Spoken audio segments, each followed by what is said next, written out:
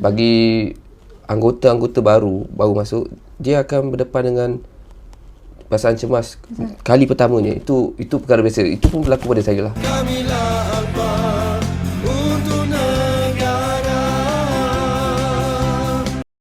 Salam sejahtera dan salam Malaysia Madani. Kembali lagi kita bersama saya, Pejabat Pertahanan Awam, Ni Alia Syafa binti Abu Bakar, hos anda bagi rancangan Berjangan Santai, sebuah rancangan temu bual yang akan merungkai segala persoalan anda. Tajuk minggu ini ialah di sebalik seragam APM. Tetamu kita pada minggu ini ialah Sarjan Pertahanan Awam Muhammad Mahadi bin Ramli daripada Pikot Sentul. Hai, Assalamualaikum Cik Mahadi. Salam Cik Alia. Sebelum kita mulakan perbincangan topik kita pada hari ini, boleh kenalkan diri ataupun sedikit latar belakang saja. Baik, nama saya Muhammad Mahadi bin Ramli. Okey. Daripada PDPA Sentul. Saya berusia 35 tahun. Okey. Saya dah bertugas dengan Angkatan Pertahanan Awam ni dah masuk ke tahun 17. Oh, lama. Bertahan lama Tahan lama. Tapi saya mempunyai kerja hakiki di luar lah. Berkaitan dengan di sebalik seragam APM, apa perkara pertama yang terlintas di fikiran setiap kali menyarung seragam APM bagi saja? Baik, setiap kali saya menyarung uniform ni, saya rasa macam tanggungjawab lah. Sebab apa, bila kita menyarung ni, fokus kita atau matlamat kita satu je. Kita nak menyelamatkan nyawa seseorang atau membantu seseorang. Bagaimana seragam ini mengingatkan anggota tentang tanggungjawab walaupun di luar waktu bertugas? Disebabkan kita tahu fungsi-fungsi pertahanan awam ni. Jadi kita walaupun kita tak bukan dalam on duty lah. Walau kita pergi mana-mana sekalipun, kita nampak orang dalam kesusahan pun ataupun apa-apa yang berlaku kecemasan, kita akan segera hati akan tolong sebab kita mempunyai ilmu yang ada dalam pertahanan awam tu. Sebab kita dalam anggota pertahanan awam, walaupun kita bukan pakai seragam pun kita tetap kena tolong juga. Ya, betul. So kalau kata macam contohlah kita kat luar kan nampak aksiden apa semua, rasa macam mana kita tak pakai seragam tapi rasa macam nak tolong ke ataupun biar je? Bagi pendapat saya lah, pada pengalaman saya tu, kita kena tolong. Kita kena tolong sebab tak banyak orang awam yang tahu macam mana nak berdepan dengan bila pada mangsa kemalangan. Dan kadang-kadang dia bagi air, dia gerakkan mangsa tu. Jadi kita sebagai anggota yang tahu, yang ada ilmu, jadi kita kena pergi dekat lokasi tu dan kita penatkan diri kita lah. Itu paling penting. Dan kita boleh minta bantuan pada pikot-pikot yang berdekatan lah. So macam mana nak yakinkan orang awam? Yelah, kita kan memanglah kita yang tahu kita anggota pertahanan awam, tapi dengan tak berseragam APM, tiba-tiba kita nak tolong. So macam mana nak yakinkan orang awam yang kita ni anggota pertahanan awam? Dari segi sebab tu setiap pegawai dan anggota pertahanan awam ni dia kena ada ilmu pertolongan cemas lah. Jadi bila kita perkenalkan diri dan kita assist pada mangsa tu, jadi orang akan percaya pada kita yang kita boleh buat lah. Maksudnya kalau kita kata saya anggota APM tapi kita tak tahu nak buat apa, so orang takkan percaya pada kita. Ada tak macam orang awam kita cakap kita anggota APM tapi dia macam ya ke, betul ke? So ada ke kita sebagai APM menunjukkan bukti, macam contoh ada kad ke apa ke? Jika diminta oleh orang awam, kita kena tunjuk lah. Maksudnya apa perbezaan diri sebelum dan selepas menjadi anggota pertahanan awam? Baik, pada ini pengalaman saya lah. Sebelum ni saya tak pernah tahu APM ni apa. Maksudnya saya dikenalkan APM ni pada 2009 ni oleh rakan saya. Masa tu saya baru habis sekolah. Jadi kita pergi lepak kat Cyber Cafe lah. Jadi kawan tanya, tak ada kerja ke? Saya cakap tak ada. Jadi dia cakap masuklah GPA 3. Masa tu dipanggil GPA 3 lagi. Jadi saya cakap GPA 3 tu apa? Dia cakap lah, ni tangkap ular, ambulan. Saya cakap macam saya layak ke masuk? Jadi saya pergi interview dekat PDPA Sentul lah. Jadi bila saya masuk, saya melalui kursus asas 3 hari. Dan juga lama kelamaan tu, dia menarik minat saya lah. Jadi bila saya jadi anggota ni, bila dia didedahkan dengan pelbagai ilmu dalam pertahanan awam ni, saya macam rasa berbeza lah daripada dulu. Daripada kita tak tahu apa-apa, kita boleh bantu orang. Banyak ilmu dalam PM lah. Ya, betul. Lama juga 2009 sampai sekarang. Betul. Sekarang part time ke ataupun full time? Part time. Part time. Kiranya bila diperlu masuk? Tidak juga. Sebab saya dalam sebulan hampir 15 hari saya akan berduty di Pikot lah. Pikot Sentul. Ya, betul. Dekat pada tembak No, bukan. Dekat Jalan Redang. Tempat baru tu. Baru dah pindah situ. Pindah situ. Okey. Situasi apa yang paling menyentuh perasaan sepanjang bertugas? Okey, baik. Yang kalau nak kata menyentuh perasaan ni banyak. Cuma bila kita pergi kita ambil kes sakit lah. Kita pergi ke rumah dan kita tengok. Pertama sekali saya dimarahi lah kerana kita lambat kan. Tapi saya explain, kita keadaan jalan raya dekat Kuala Lumpur ni jalan jam. Betul, jadi kita akan sampai lambat lah. Jadi masa tu dia punya ayah dia meninggal kan. Jadi yelah, kita rasa bersalah bila dia kata sedih kat lah. Dia marah. Cuma kita bagi tahu, explain, dan sepatutnya ahli keluarga dia kena buat rawatan awal sebelum kami datang. Maknanya dia kena buat CPR sebelum kami. Itu yang sepatutnya. Tu jadi susahnya pada orang awam tak tahu ilmu benda tu. Betul. Walaupun yelah CPR bagi kita kecil je. Benda tu boleh buat, tapi bagi orang luar jadi macam mana nak buat, dia orang tak ada ilmu. Betul.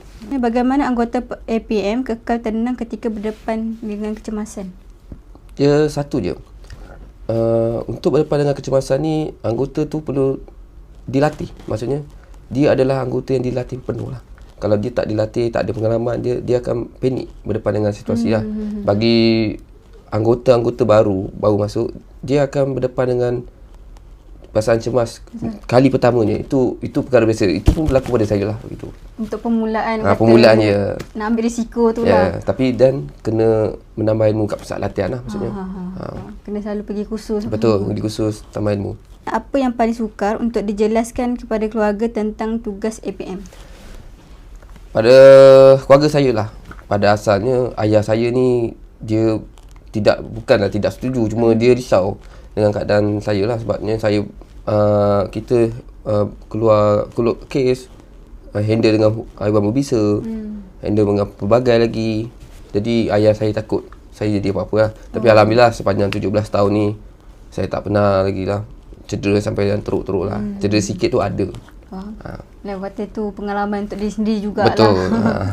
Untuk kata lalui benda-benda yang kata tak jangka. Betul. Apakah salah faham paling biasa masyarakat terhadap APM?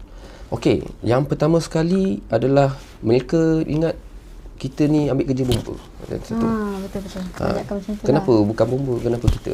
Tapi sebenarnya sama je sebenarnya. Jadi kita ada peranan masing-masing lah. Jadi ada kadang-kadang kita datang, bukan APM ni tangkap ular je ke? Ni ambulans kenapa? Mindset jadi, orang macam tu. Betul, mindset. Jadi kita lah sepatutnya yang kena menjelaskan apa fungsi APM ni sebenarnya. Betul.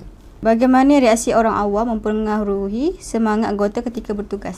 Okey, baik. Ada kalanya kita ni bila kita keluar kes kan, ada kalanya kita banyak dipuji apa semua. Okey, alhamdulillah itu menaikkan semangat. Tapi ada juga anggota yang dimarahi kerana mungkin lambat, ataupun mungkin dia tak faham kerja kita. Ada setengah kadang-kadang kita pergi kat satu tempat ni, contoh pakai lebah lah. Pokoknya terlalu tinggi, jadi kita tak boleh nak buat. Betul. Okey, dengan kekangan peralatan, okey, jika kami tak buat, kita akan serah buat, jadi itu akan kadang-kadang dia marah lah. Tapi bagi saya, kita sebagai anggota, pegawai dan anggota ni, kita tak boleh patah semangat lah. Kita kena kena teruskan. Yes. Dan nama pun lumrah.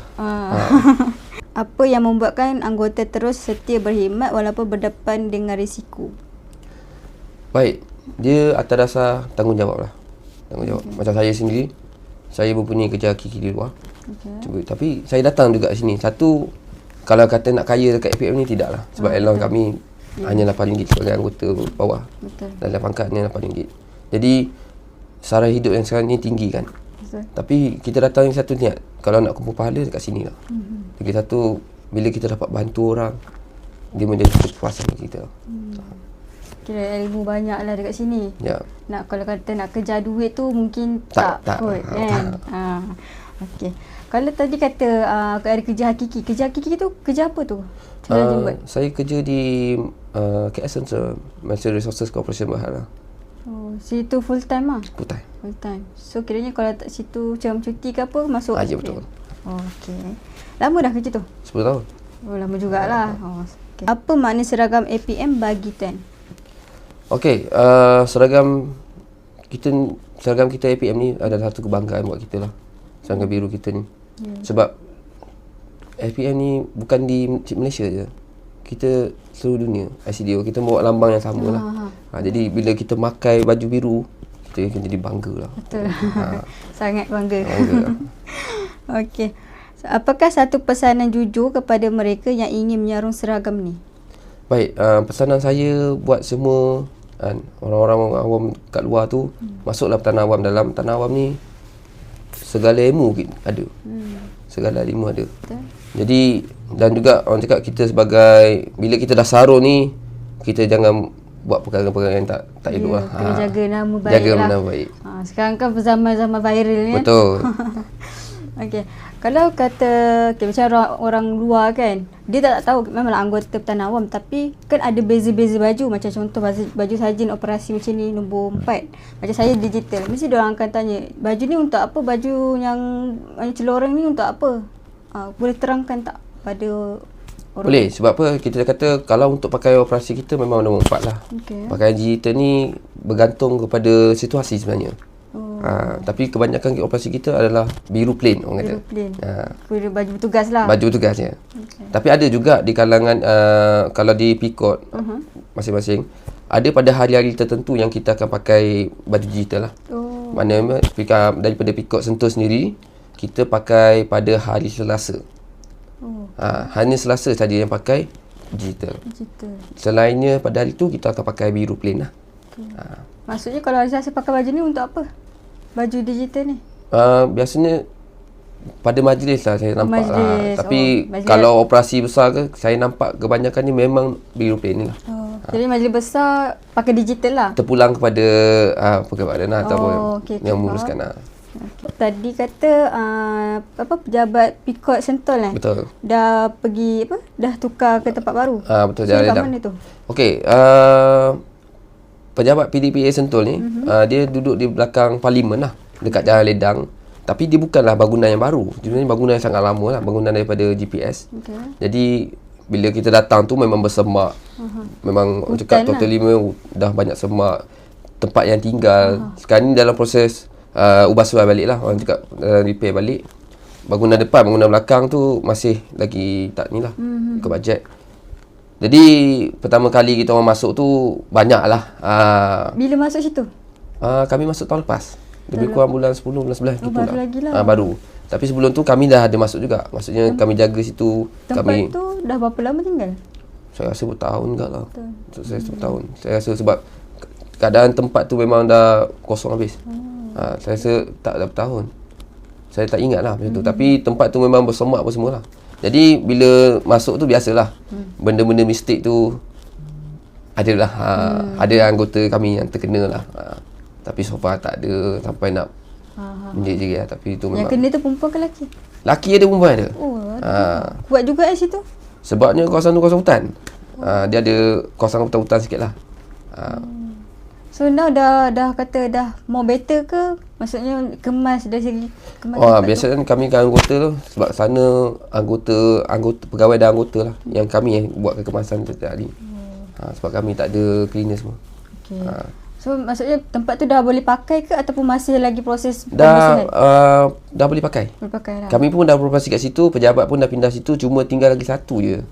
Iaitu NG. NG kami tak boleh pindah daripada KDN sebab line tak masuk. Yang lain semua dah beroperasi kat situ. Cuma kita dalam kekurangan sikit lah. Sebelum ni dekat? Dah KDN Jalan Duta. Bukan dekat Padah Tembak? Bukan. Kami tak. Lain lain. Okey. Boleh tak ceritakan sejarah PDPA Sentul? Okey, yang setahu saya lah. Asal mulanya penempatan pada 2008 tak silap saya. 2008. Okey, di PPR Pekan Batu. Dekat Jalan Ipoh. Saya adalah asas ketiga 2009. Asas pertama tu pada bulan 4 tak silap saya. Itu titik mula lah. Kita orang beroperasi di situ lah. Pada 2008 dia bermula tapi tak ramai. Dan kemudian dibesarkan lah. Sampai 2016 tak saja. 16 ujung tahun kami pindah ke KDN Jalan Duta. Dan pada tahun 2025 hampir ujung tahun juga kami pindah ke Jalan Ledang ni. Kira banyak berpindah lah. Dua kali berpindah. So alhamdulillah tempat yang baru ni adalah tempat sendiri lah. Maksudnya kami boleh operasi tanpa berkongsi dengan orang. Macam kami PPR Batu Pekan Batu berkongsi dengan orang awam. Jadi kami memang kena komplain selalu lah. Sebab kami parking kenderaan jabatan kan. Tapi bila kita dah pindah ke KDN, kita dah dapat banyak kenderaan. Jadi di KDN juga ada masalah juga. Sebabnya kawasan KDN tu adalah kawasan tumpuan untuk orang pergi buat IC, buat pasport. Jadi mensukarkan kita nak keluar, kadang-kadang ada operasi, ada kes kan. Jadi alhamdulillah sekarang ni tempat baru, memang tempat kami sendiri, boleh parking sendiri, boleh buat apa-apa aktiviti kat situ tanpa orang lain nampak lah. Gitu. Okey. Sekarang ni tengah berlangsung kursus metod Betul. Boleh tak bagi pengalaman sepanjang ada dekat pusat latihan Alpha ni? Okey, kali pertama saya pernah datang ke Alpha ni tahun 2010 lah. Masa tu saya asal radiografi dan selepas 16 tahun saya datang balik sini untuk kursus lah. Pada 2026 ni. Jadi kali dah datang? Ni kali kedua lah. Kali kedua. Tapi selalu juga datang. Kadang-kadang saya pergi ke Kementerian Teknikal tu nak pinjam barang. Okey, tapi kali ni tengah berlangsung kursus metod. So saya pun dah lama tak datang juga, seronok lah. Seronok walaupun fasiliti masih sama lagi, tak berubah. Dan juga bagi saya enjoy lah kursus ni. Kalau dari segi jurulatih, tempat tidur apa semua, makan semua kira macam mana? Okey lah, kalau kita pergi kursus nak selesa sangat pun tak boleh. Betul. Betul lah. Jadi sebab atas kita niat pergi pun kursus. Jadi jurulatih, pegawai jurulatih semua memainkan peranan lah dalam masing-masing. Jadi kita sebagai peserta ni, kita kena tahulah. Kita bukan datang sini nak goyang kaki, kita datang sini nak berkursus. So ada baik, ada buruk dia gitu.